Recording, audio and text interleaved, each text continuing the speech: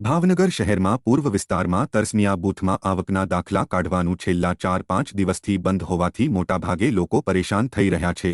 આસપાસના લોકોને તરસમિયા બૂથમાં આવકનો દાખલો ટેકનિકલ કારણોસર નહીં નીકળતો હોવાને પગલે વિદ્યાનગર જવાની ફરજ સ્થાનિકોને પડી છે। સ્થળ ઉપર આવતા હેન્ડીકેપ, આધેડ અને વૃદ્ધ લોકોએ પોતાની હાલાકી દર્શાવીને રોષ વ્યક્ત કર્યો હતો।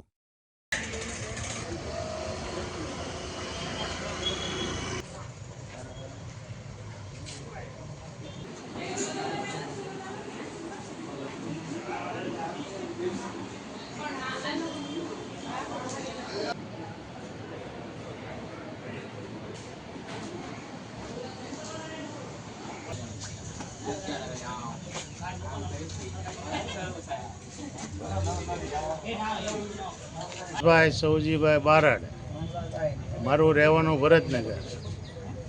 મારે તરસમિયા બૂથમાં આવકના દાખલા માટે આવેલ ઓટો રિક્ષામાં જ્યાં પહોંચતા મને ખબર પડી કે અહીંયા આવકનો દાખલો કાઢી આપવામાં આવતો નથી, ટેકનિક ફોલ્ટ છે તેમ જણાવેલ છે, તો તમે વિદ્યાનગર રૂબરૂ જાઓ।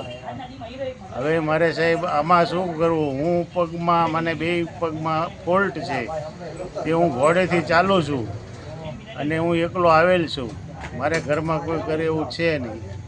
હું લીલા સર્કલ રહું છું અને મારી બેબી માટે અહીંયા આવકના દાખલા માટે અહીંયા ફોટા માટે બધા ના પાડે છે, વિદ્યાનગર જવું પડે એમ છે। પછી એમ અહીંયા બારી બંધ છે, બારી બંધ છે કરતાં ત્યાં કોઈ છે જ નહીં। ત્યાં બાબરિયા મહેશભાઈ દલપતભાઈ, ક્યાં રહ્યો તમે?